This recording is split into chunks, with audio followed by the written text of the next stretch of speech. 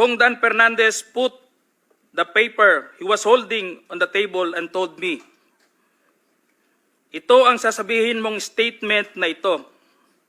While pointing on the paragraph on the paper, ito ang supplemental affidavit ni Colonel Garma. Sabihin mo, alam mo ang reward system. I-confirm mo lang. Mr. Chair, Your Honors, sa ating lahat, magandang hapon. Allow me to read my opening statement. Matapos ang House Quadcom hearing na umabot ng 14 hours, dumating ako sa bahay ng madaling araw ng October 23, kasagsagan ng bagyong Christine. Hinihintay ako ng aking pamilya at nag-aalala at di nakatulog hanggang safety akong makauwi.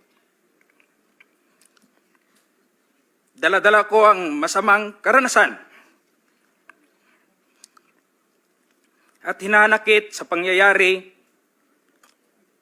pero di ko agad nasabi sa aking asawa. Hanggang lumipas ang ilang araw, napansin niyang matamlay at di ako mapakali. Di ko matiis na di ko sabihin sa kanya, kahit alam kong apektado siya at may nervyos pag ang pag-usapan ay tungkol sa trabaho ko. With great courage, I confided everything to her.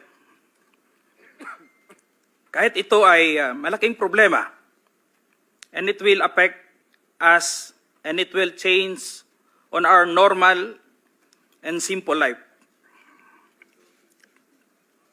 My career for almost 30 years of service, our personal and family safety and security, and maybe I will be condemned or be ostracized.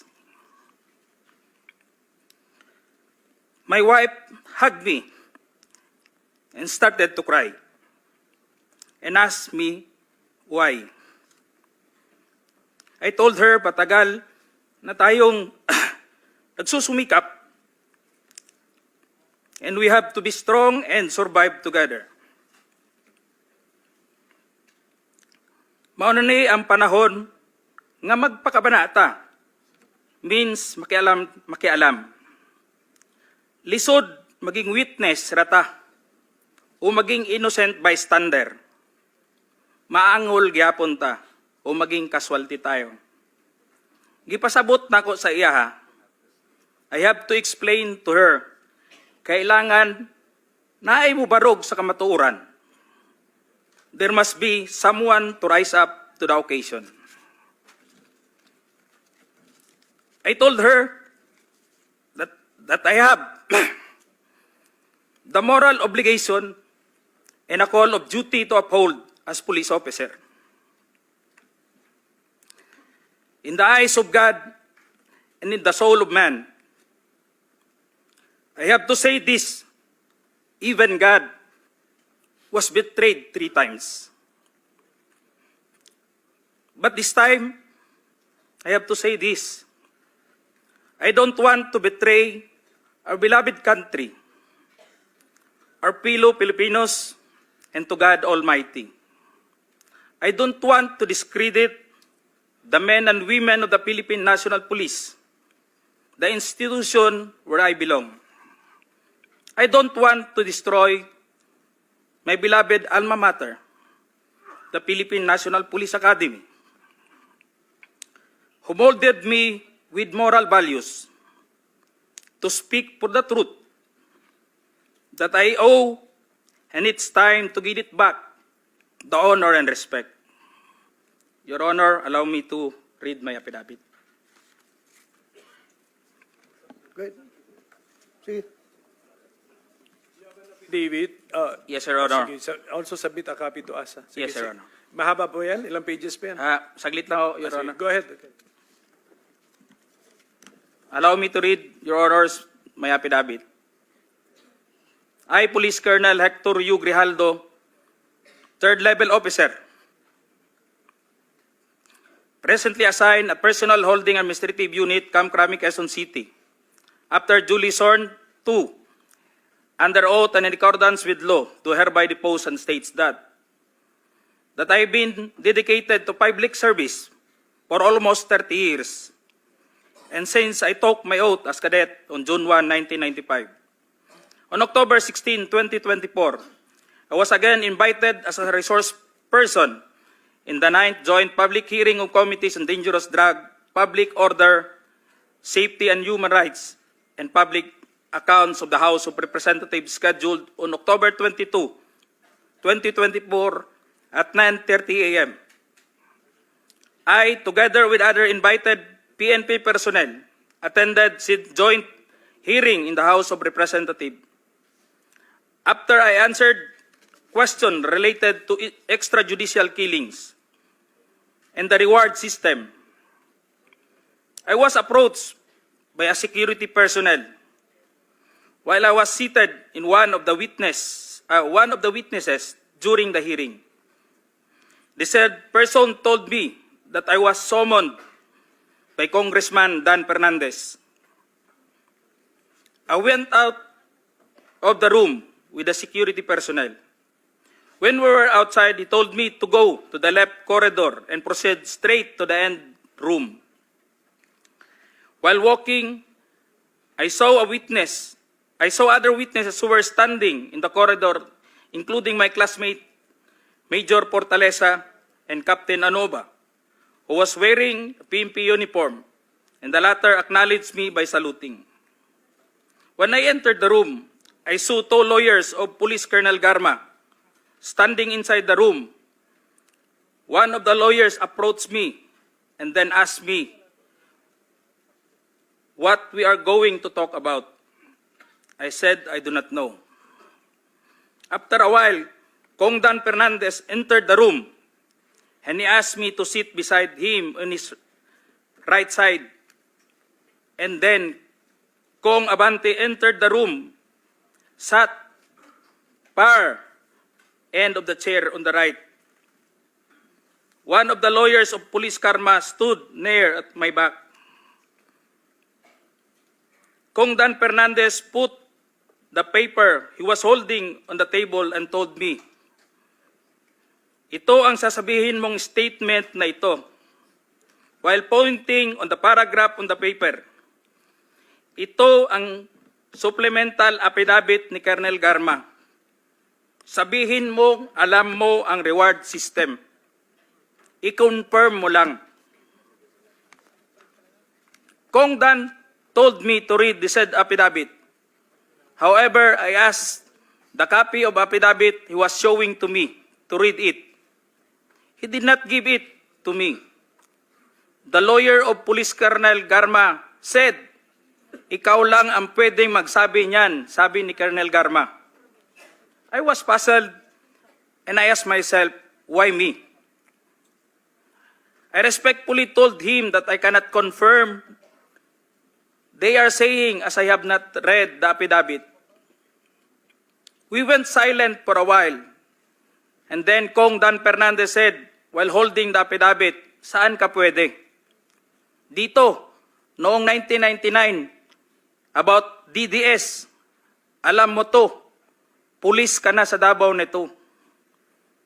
I politely told him that I was not still with the PNP because I was working with the Bureau of Jail Management and Penology in 1999 that time. After some time, Kong Abante asked me how many years do still I have with the PNP. I answered, I still have 4 years before my retirement. Then he made a remark, pwede ka pang maging general. I humbly responded to him, masaya na ako sa ranggo ko, sir. Pagkatapos nito, sir, uuwi na lang ako. At magtatanim na lang ako ng kamote sa amin. The cordial conversation between us continued.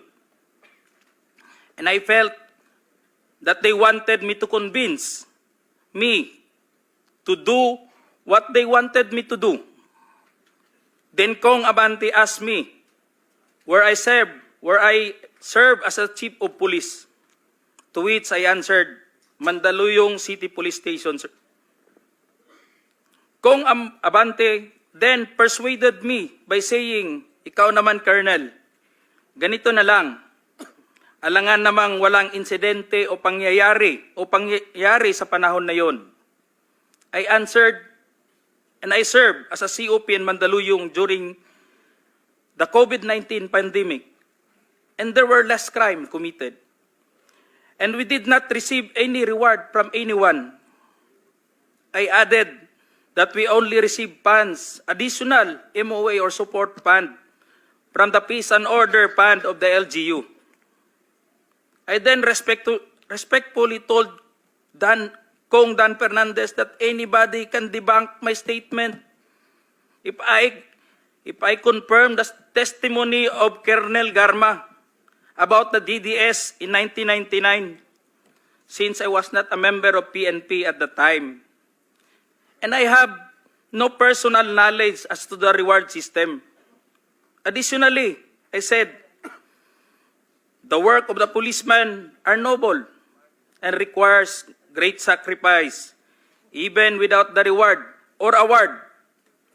It is our moral obligation and a call of duty to serve our country and people. Then Kong Dan asked me, si Colonel Garma, anong masabi mo sa kanya sa Barayuga? I politely told him I cannot comment on the case. When I respectfully answered him, Sir, mahirap yan. Kasama kami sa nag-iimbestiga at hindi ko alam kung anong kinalaman niya at may investigasyon din sa amin, baka ma-incriminate ako, sir. After the discussion, they did not give me a copy of the second affidavit of Police Colonel Garma. I felt that I disappointed them. Kong Dan Fernandez and Kong Abante left the room, while I and the two lawyers of Police Colonel Garma stayed in the room for a while. I presume that they are about to present the second affidavit of Police Colonel Garma. I asked the two lawyers of Police Colonel Garma why they have chosen me. They did not answer me and just stared at me. And that I went back to the hearing room. When I went back to the hearing room, I immediately called the attention of Police Colonel Lito Patay, who were sitting behind the witness table. We proceeded at the back of the lobby area when they suspended the hearing. I confided and discussed to him what happened in the room with Kong Dan Fernandez and Kong Abante and the two lawyers of Police Colonel Garma. That's all, Mr. Chair. Thank you, Colonel Grijaldo. What motivated you to speak before this committee?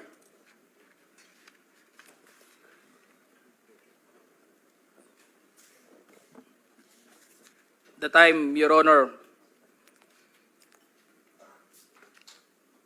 I was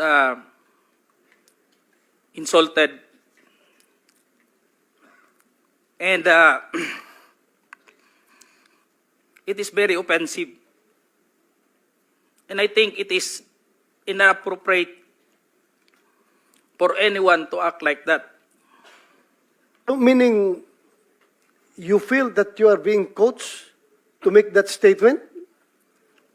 Yes, Your Honor. I feel I've been corrupted to make that statement, Your Honor. Bakit? Just because that time, habang nag-uusap-usap, habang nagkakaroon ng deliberation doon sa hearing, Your Honor, hindi ko alam kung may present nila si Colonel Garma that time, Your Honor. na mag-aano nung second supplemental, ay yung supplemental affidavit niya. So do you feel harassed? Did you feel harassed? It's an harassment and very offensive, Your Honor, and uncalled for anybody. That time, I was wearing my uniform You're wearing your as uniform police officer. and you are being told to lie. Parang Am I correct? gusto nilang magsisinungaling po ako, Your Honor. So, Colonel Grijaldo, I would like to thank you for your courage. I'm sure maraming police ngayon nanonood. And if you have observed, mabuti na nagsalita ka. Dahil if you have observed, the way they are treating policemen in the Quadcom, it's very hard. I feel them. I feel them. Because naging police din ako. Kapag sasabihan ka lang, answer yes or no. You can only answer yes or no. You're not allowed to explain yourself. So, para bang you are being deprived. You are being deprived of your right to explain yourself. Kaya lalong-lalo na kapag ikaw itinuturuan na itong sasabihin mo, itong paragraph sasabihin mo, o dito, pwede ka ba dito? So, that's very inappropriate and it's very irregular for a lawmaker making an investigation in aid of legislation to make that kind of approach to a resource person na parang pinipilit na itong sabihin mo, iko-coach ka, ito, pwede ka ba dito? Parang lumalabas na meron talaga silang preconceived na goal na kung anong dapat lang mahit dito, kaya ginaguide yung magiging statement mo. Am I correct? Yes, Your Honor. So ngayon, Mr. Chairman, kung nakikinig yun ang Philippine National Police, lalong-lalo na yung liderato ng Philippine National Police, I don't know what's his reaction with the statement of Grijaldo, because Colonel Grijaldo is just, I congratulate him for being so courageous enough to speak up for the truth in behalf of all the policemen na parang winawalang hiya sa mga tao na dapat hindi magwalang hiya sa inyo. Ay, kung nakikinig yun ang CPNP, I hope this is your person, this is your man. Dapat dipinsahan ninyo ito. Huwag ninyo itong ilagay sa litsunan. Huwag nyo ilitson itong tao na ito. Because he's standing for the PNP. Na dapat hindi ganun ang treatment ng mga resource person pagdating sa investigation. Kasi parang ang baba ng tingin sa inyo, ng nag-iimbestiga sa inyo. Yun lang ang nakikita ko, masyadong mababa. That's all, Mr. Chairman. Thank you, Congratulations. And we'd like to thank you for standing up. Your time has also expired. But sige nga, the long and short of it, yung may clean kwento, kasi hindi ko naman napanood buong Quadcom, Kayo ba ay tumistigo sa Quadcom din, finally? Nagsalita rin kayo ron? Yes, sir. We were already at the... Nag-affidavit ka doon? Nagsabit ka Wala po kaming Wala ka doon. in-affidavit. We're just So, ilang speaking tanong lang to ang the sinagot mo person. doon? Ilang tanong? Tungkol saan? Anong The topic? last time that I was asked by Congressman Paduano, it's all about the operation sa Oron, Your Honor. Oron? Sa Oron, One yes, particular operation? Yeah. Sa first appearance mo? Second appearance mo? Anong Your topic? Honor, the first appearance on September 27, it's all about about EGK that time, Your Honor. Sige, basta wala kang affidavit, so makikita No, Your na Honor. natin. Okay, so my colleagues, the President is getting tired. So kung meron tayong questions for the address to the former President, tanungin na lang natin. Sir, okay ka lang, sir? Sir, I'm good until 4 o'clock. Yeah, I know. No, 5 na, sir. 5 na. totoo, sir. 4 a.m. 4 a.m. He's referring to 4 Hindi ako a.m. nagpapatawa. Yes, I know that, Mr. President. Mr. Chairman, Okay, so- just to clarify, and I hope I didn't miss anything. When Colonel Grijaldo made mention about him being asked to lie and being asked to be influenced by a legislator, he is by himself, Mr. President? Can you answer the There's question? no one in the room who can actually... Witness. Sino daw naka-witness ng exchange Is na there yon? anyone, sir? At present the time, the two lawyers of Colonel Garma, they were on the right side of at the back that time, Your Honor, because it was discussed in the table on this place, and it was shown to them also. It can be seen by the two lawyers, because we are only 5 in the room, Your Honor. And seen and heard Yes, Your Honor. the words that you uttered a while ago. Just because one of the lawyer reacted when I refused to confirm the statement, because the holdings of this paper, Your Honor, like this, it was on the second page, and I've seen some notes or names, and my name was indicated in that statement. So when I rejected, or I don't want to say rejected, parang nag-explain na ako na hindi ko kayang i-confirm yung statement na yun. And what was the Sabi niya, reaction again? kaya- The reaction of the lawyer said, Hindi na rin sila umimik, Your Honor. Kasi yun lang naman gusto nila na mag-collaborate do sa statement na pinabit ni Colonel Garma. thank you, Mr. Okay, Chair. so can we now entertain questions directed to the former president? Ano, sir? You're right. Wait a minute. Yes, There's Mr. sir. President raising his hand. Yes, sir. Thank you for giving me the time. I'd like to ask the Colonel, sino yung idiot na superior mo? What is the question, sir? Who is the superior of... Yes, the one who... Alam mo ano ang ginawa nung ulol na yon?